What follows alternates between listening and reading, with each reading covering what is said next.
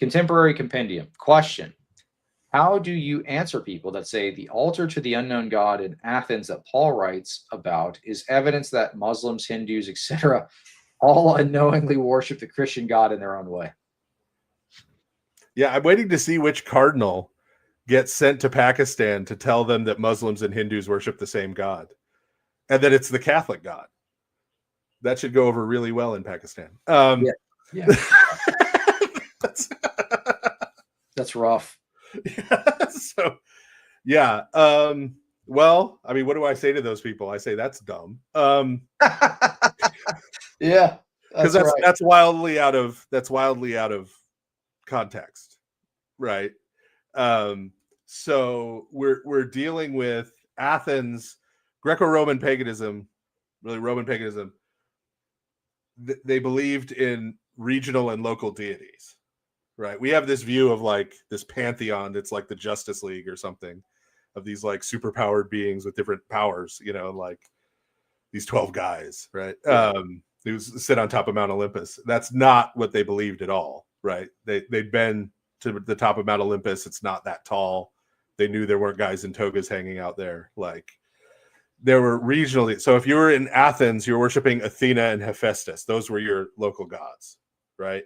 And if you moved and you lived somewhere else, you'd worship Athena and Hephaestus from where you were from, and you'd worship whoever the new local gods were, right? So if you've got a cosmopolitan city like Athens where you have travelers coming in from all over the world, right?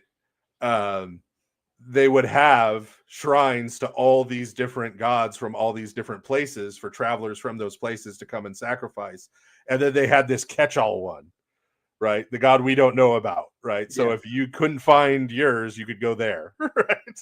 It covers the basis. Perfect. Right. And so St. Paul just uses that as like a launching off point sermon illustration, right? To say, yes, I'm here to talk to you about the God you don't know about. Right. And that's where the connection to that inscription ends. He uses it as a jumping off point. Right. That's like if I start a homily by saying, I saw this TV show this week. Right? Like, I'm not saying that TV show is like canonical or part of Orthodox tradition or something, or making any theological point about whatsoever. I'm using it as a jumping off point for what I'm going to say. Right. And then St. Paul proceeds in Acts 17 to teach them about a very different type of God than any God they had ever considered before. Right. He's not trying to say, oh, yes, add this one to your list. Yeah. That's the exact opposite of what St. Paul is trying to say. And he's not trying to say what, like Athena or Hephaestus or one of those other ones is actually the same God as the God of Israel. Right.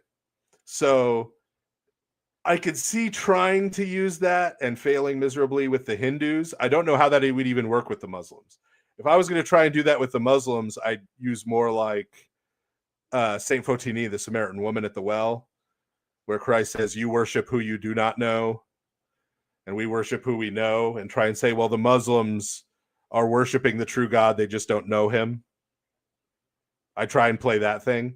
I'm steel manning here. That's the best argument I could come up with. It's not good, but it's the best one I can come up with, right? And even that doesn't work because Islam is post-Christianity. Yeah. Right? Whereas Christ is there referring to the Samaritan pre-Christian tradition.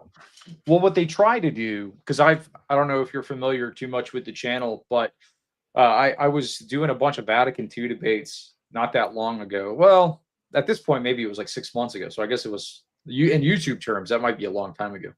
But I debated Dr. Trent Doherty, that Catholic linguistics scholar guy, on this subject. I debated a couple of different people, but in that particular debate, it was I mean, you kind of just see the absurdity of the position, because you get them to affirm, say, well, if it's the same referent, what's the line of delineation? He's like, there is no line. Like, it's, you know, like everybody kind of worship the same God at the end of it. It was basically where we got to, because he was like, well, the Hindus worship the same God. He said the Zoroastrians worship the same God. The Muslims worship the same God. the Jews worship the same God, so on and so forth. Even, after, and he's like, even if they reject Christ explicitly, they still worship the same. So at the end of it, you get to the end. It's like, well, what's the line of delineation? There isn't one. It's just like kind of everybody's kind of doing their own thing. But the line of reasoning that I give them often in these debates, which I'm holding off on debates for obvious reasons now, but probably not. No, which is good. Yeah. The position you've taken with the channel and stuff is very respectable. I would like to try to be responsible with the this guy says Dr. Trent did amazing. Did you watch the debate? He literally, so I don't know if you saw, did you see the debate? I didn't. No, I didn't. It got to the point where he got so angry, and I was being very nice. I'm not a mean debater. I say things very plainly, straightforward. I don't get like frustrated, but I made a statement about his debate partner because we're talking about ecumenism within Vatican II, and I was like, well, the fruits of radical ecumenism is he literally picked a debate partner that changed his name mid-debate to bisexual atheist. So I just pointed out that he changed. I'm like, you are defending your doctrine, Vatican II, with a guy that his name is literally bisexual atheist right now. These are the fruits of radical ecumenism, and he's freaks out. He starts cursing me out, saying I'm not a Christian, cursing at me while calling me not a Christian. So that was how the debate ended up. So if you think that was an excellent debate ending, I don't. Well, I mean, if we're grading it on entertainment value, yeah. There you go. That was the most entertaining debate for sure. Yeah. I think. I don't know why I'm fuzzing out here on the camera. That's interesting. It was too entertaining. It just, I look like an actor in one of those 50s romantic movies, right, with the soft lighting and the the argument though. So they get to the same referent. They're like, oh, it's the same referent. It's the same referent. Okay, well, his analogy is something like this. This is what he used. He said, well, you have Clark Kent, you have Superman. So if when he's got the glasses on already, okay, glasses off, right? So he was like, well, it's the same person whether or not he's got the glasses on or glasses off. I'm like, yeah, but what if he goes up to Lois and he's takes the glasses off or whatever, puts on the super suit? She says, oh, actually, I was thinking about Bizarro, because that's more the case with the Muslims, right? It's not well, like so what God is like disguising himself as like Vishnu. Yeah, that's like the Diwali or something. Like what? Yeah. But wow. That was a mess. It's fascinating too, because it's like the ultimate colonialism. Like you're going to India and Pakistan and be like, no, you guys actually worship my God. Yeah, exactly. You don't know it, you deny it, but it's true. Yeah. Did you see the recent? I know I want to wrap up here in a moment, but did you see that recent? We'll have to do this again. This was really fun. Yeah.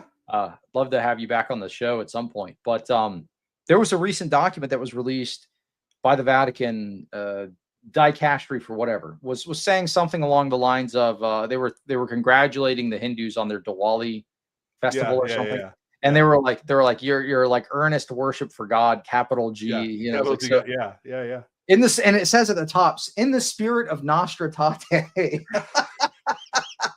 Which I like. You're trying to tell me that Vatican II extends to the Hindus worship the same God too. So yeah, that's what I'm saying. They got to send somebody to Pakistan. They've been killing each other over nothing. Yeah, you're telling it's the same guy. This is a misunderstanding, The Catholics can straighten all this out. Right? Yeah, that's it.